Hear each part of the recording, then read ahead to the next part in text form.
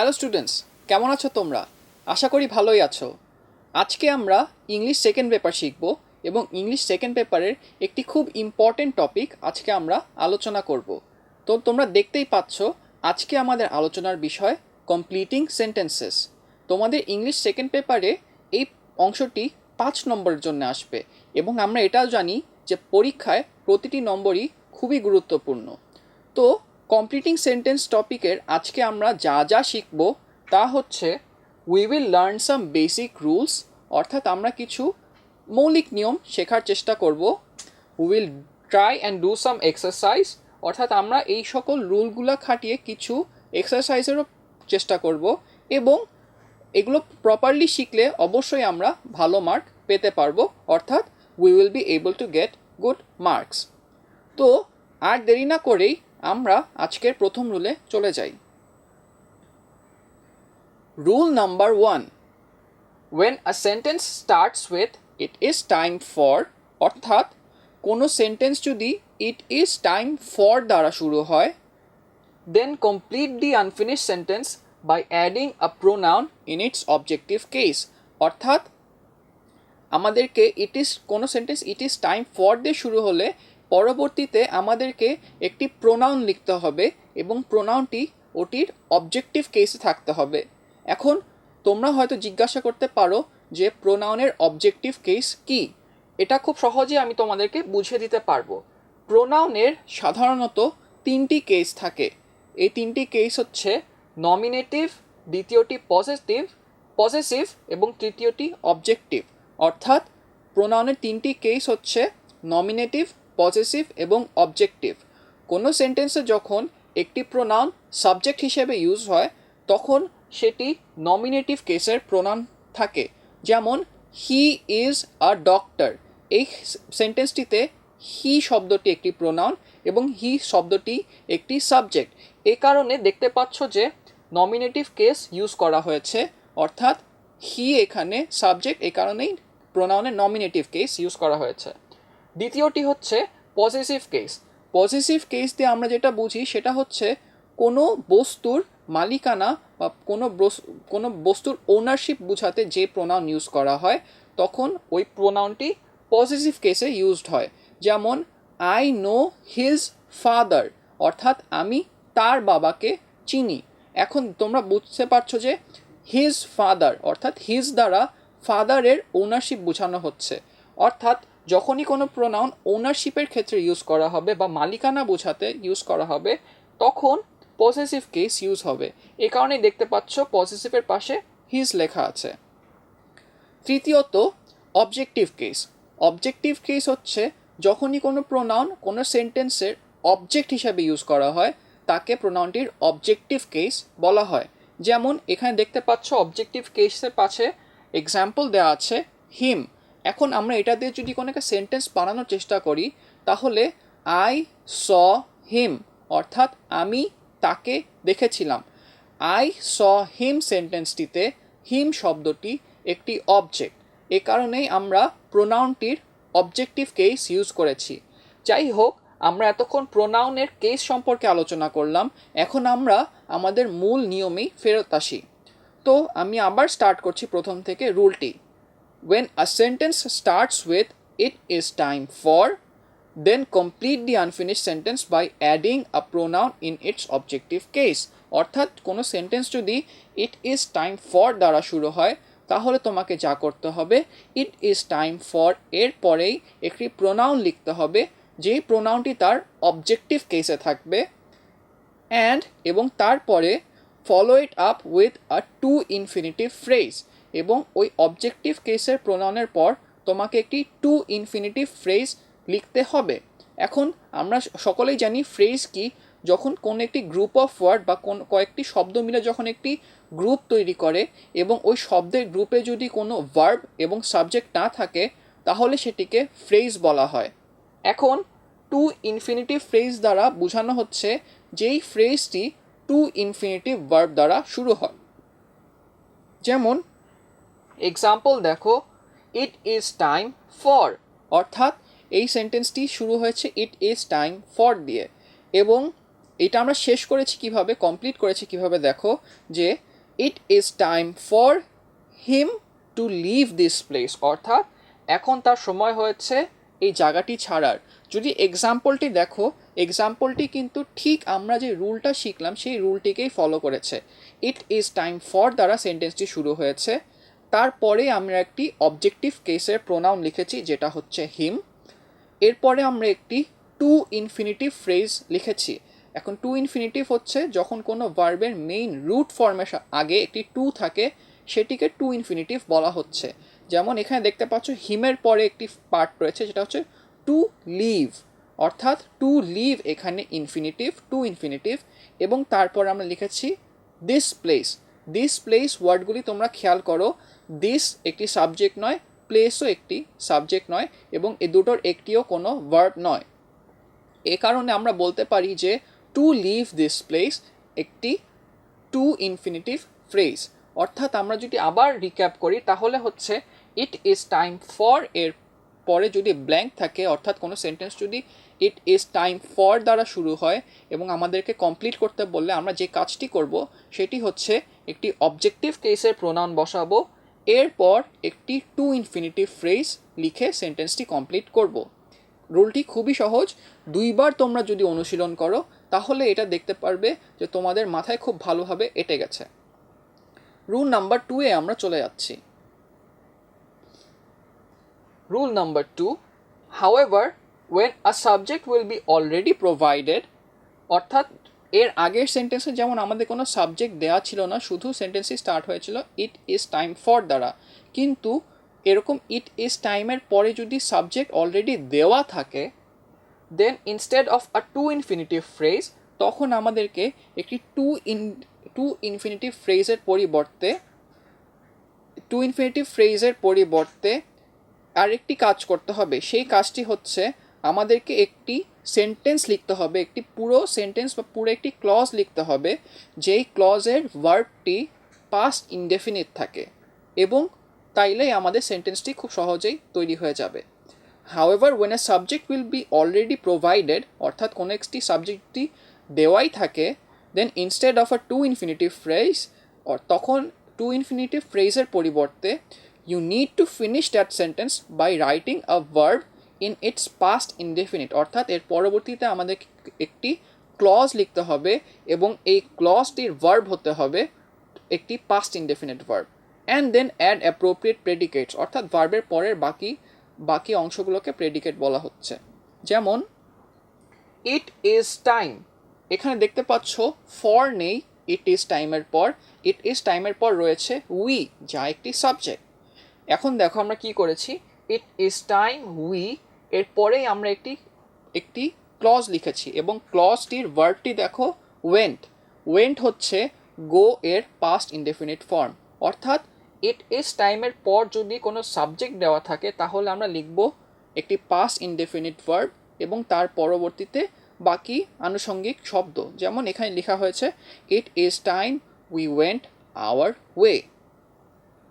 তো তোমরা দেখতেই পাচ্ছ এই রুলটিও অনেক সহজ। ইট ইজ টাইম আমরা যদি আগের রুলে ফেরত যাই তাহলে ইট ইজ টাইম ফর থাকলে আমাদেরকে একটি প্রোনাউন অ্যাড করতে হতো, দেন একটি টু ইনফিনিটিভ ফ্রেজ অ্যাড করতে হতো।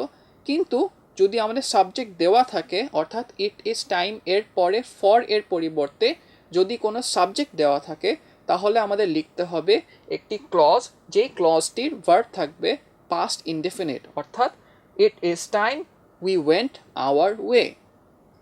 ওকে, আমরা এবার পরবর্তী রুলে চলে যাই। If is almost always followed by the past indefinite form of the verb, অর্থাৎ if এর পরবর্তীতে প্রায় সবসময়ই ভার্বটির পাস্ট ইনডেফিনিট ফর্ম থাকবে।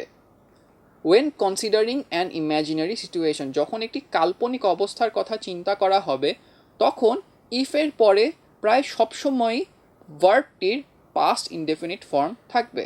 যেমন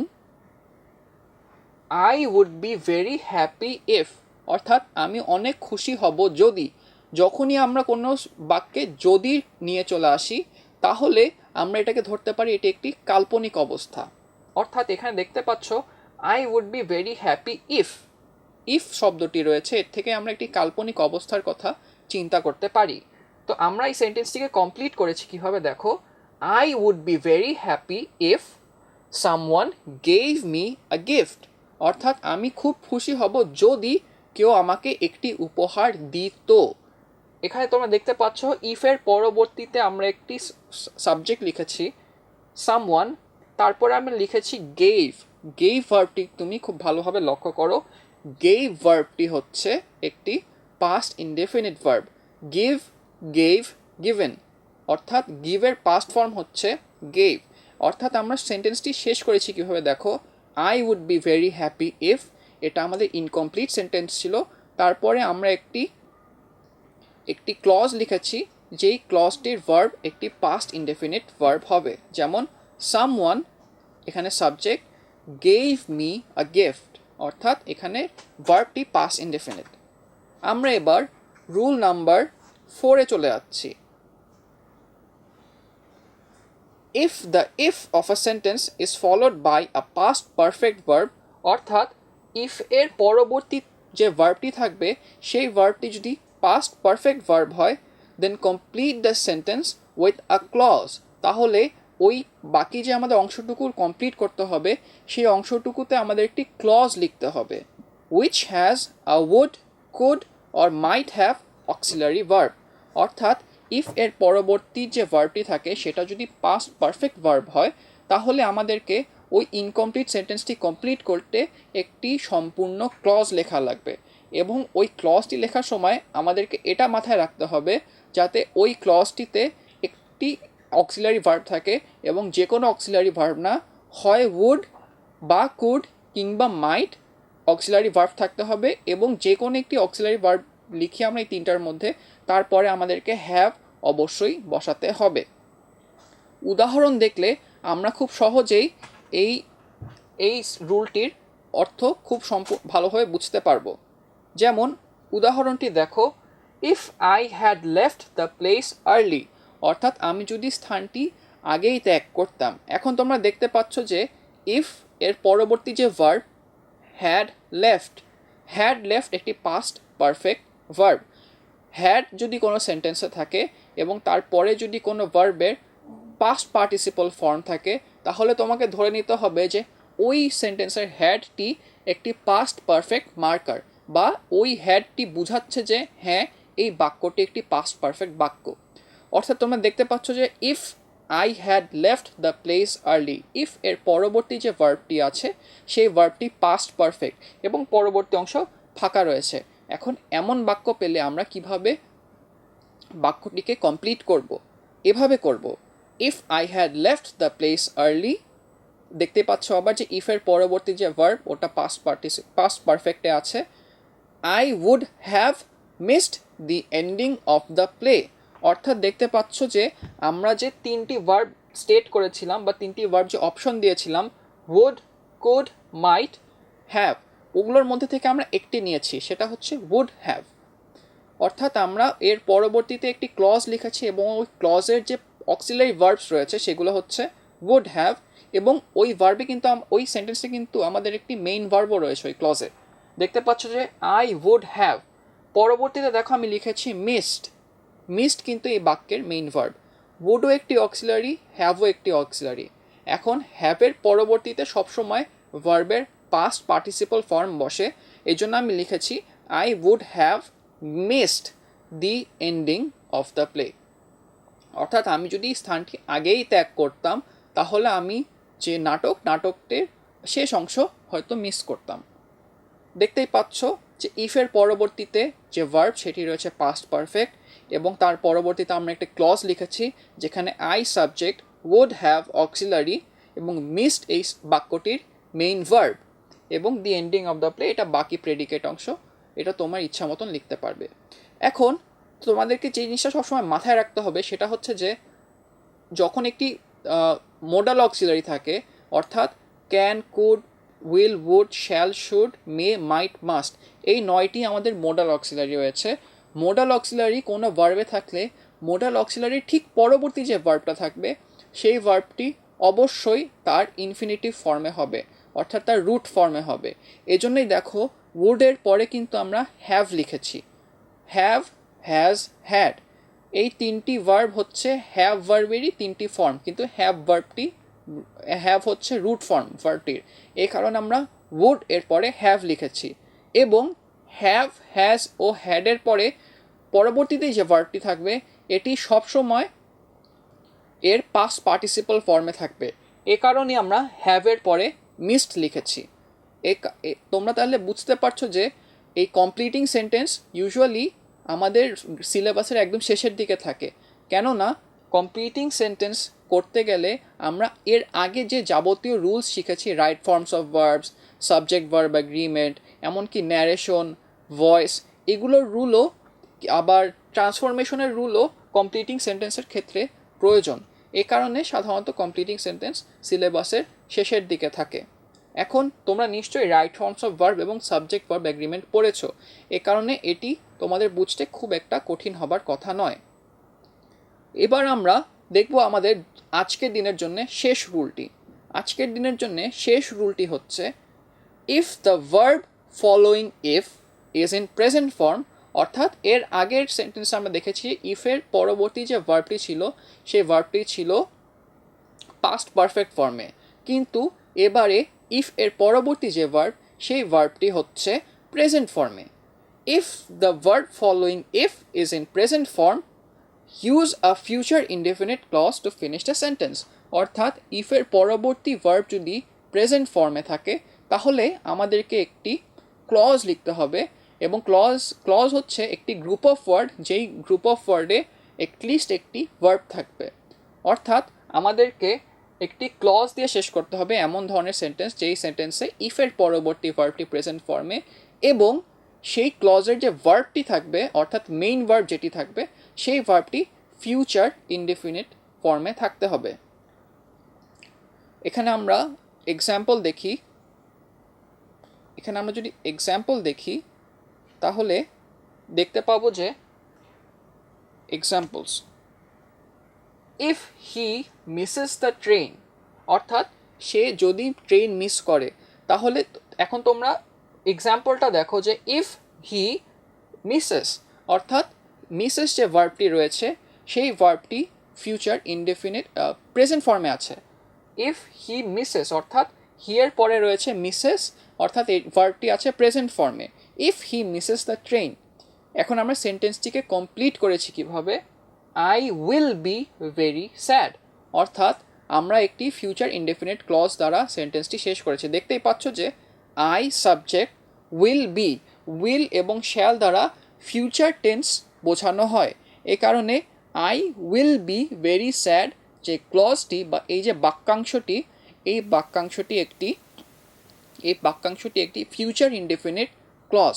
অর্থাৎ আমরা আবার বলছি যে if he misses the train, অর্থাৎ ইফ এর পরবর্তীতে যে ভার্বটি থাকবে সেই ভার্বটি যদি প্রেজেন্ট ইনডেফিনিট টেন্সে থাকে তাহলে আমাদেরকে যে কাজটি করতে হবে, তাহলে আমাদেরকে একটি ক্লজ লিখতে হবে সেন্টেন্সটি কমপ্লিট করার জন্যে, এবং ওই ক্লজটির যে ভার্ব থাকবে, মেইন ভার্ব যেটি থাকবে, সেই মেইন ভার্বটি অবশ্যই ফিউচার ইনডেফিনিট ফর্মে থাকতে হবে।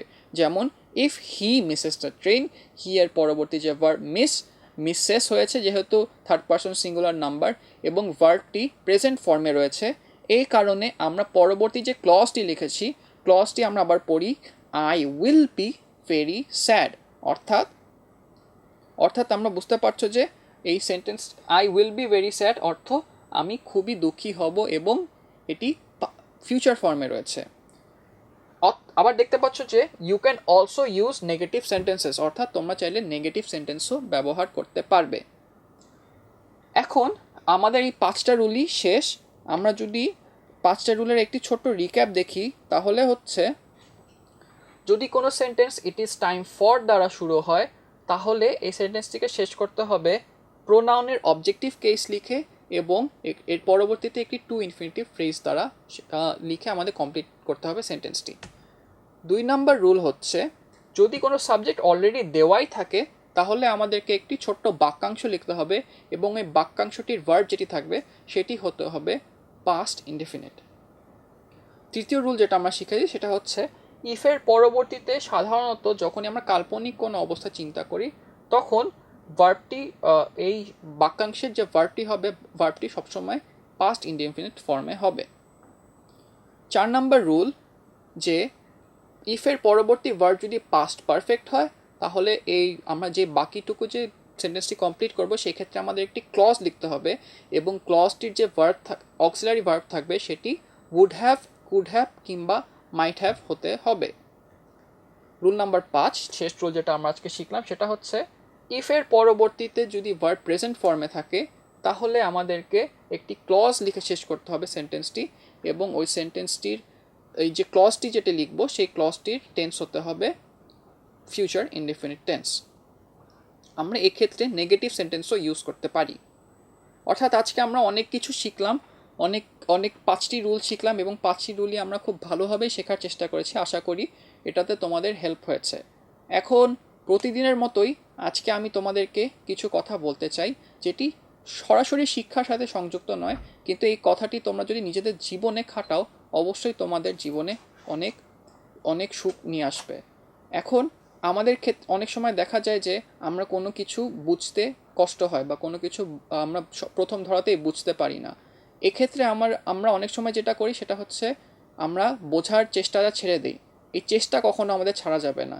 মনে রাখতে হবে যে ধৈর্য কিন্তু সবচেয়ে সুন্দর বন্ধু আমাদের কোনো কিছু শেখার জন্যে। কোনো কিছুই আমরা যখন বাধার সম্মুখীন হব আমরা অবশ্যই চেষ্টা করব ধৈর্য নিয়ে সেই বাধা অতিক্রম করতে। আমাদের উপর যদি কোনো কষ্ট হয় বা এটা যদি আমরা বুঝতে অসুবিধা হয়, ধৈর্য ধরে আমরা বোঝার চেষ্টা করব, চেষ্টা আমরা সবসময় চালিয়ে যাব এবং ধৈর্য ধরার ফলে আমরা যেটা দেখতে পারবো যে আমরা অবশ্যই সেটা বুঝতে পেরেছি এবং সফলতা অবশ্যই আমাদের আসবে। তো আজকে এর দ্বারাই আমরা আমাদের ক্লাস শেষ করছি। আশা করি তোমরা সবাই ভালো থাকবে এবং পরবর্তী ক্লাসে তোমাদের সাথে দেখা করার জন্যে এবং নতুন কিছু জিনিস শেখার জন্যে আমি অধীর আগ্রহে অপেক্ষা করলাম। তোমরা সবাই ভালো থেকো। Have a good day.